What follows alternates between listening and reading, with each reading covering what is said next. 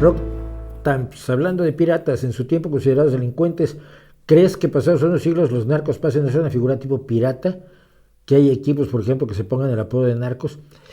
No lo creo, y te voy a decir por qué. Porque los piratas finalmente atacaban al Estado y a los ricos.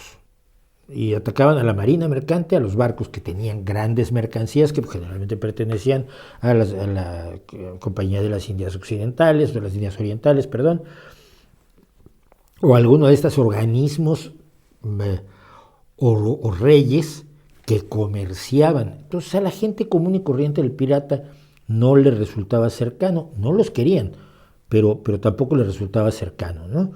La gente estaba muy contenta cuando atrapaban un pirata y lo colgaban, que generalmente los colgaban.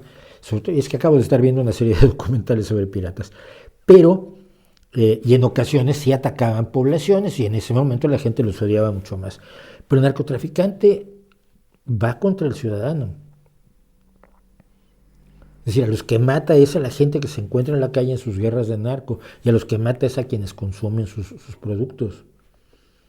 Y no puedes decir que es responsabilidad del que consume los productos, porque precisamente esos productos alteran la química de tu cerebro para que quieras más y más de ese producto. O sea, es una adicción provocada y cuidadosamente buscada a través de incluso las investigaciones que sabemos que hacen los narcotraficantes para tener drogas más eficaces, más adictivas, más brutales a cada momento, ¿no? Entonces, no creo. Creo que los piratas responden además a una época en la que la gente común no jugaba en esas ligas. Los piratas eran originalmente corsarios o privateers, la gran mayoría.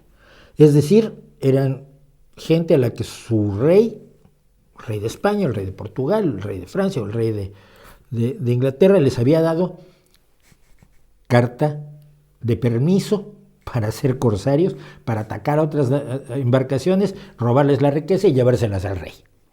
Quedarse con una parte.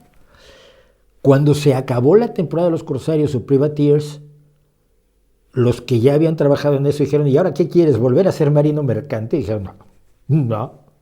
Y entonces empezó la era de la piratería. Un día que tenga yo tiempo voy a contar. México ha tenido dos grandes batallas de barcos y ninguna de las dos batallas de barcos fue en el mar. Una fue la toma de Tenochtitlán en 1521, con los barcos que se hizo ahí Cortés, y la segunda fue la batalla de Bacalardo, los piratas que afectaron obviamente las costas de México. Los piratas trabajaron fundamentalmente en el Caribe, o por lo menos los piratas arquetípicos nuestros trabajaron en el Caribe, pero la gran batalla en México contra los piratas se dio en la enorme y maravillosa laguna de Bacalar. Lo voy a contar algún día.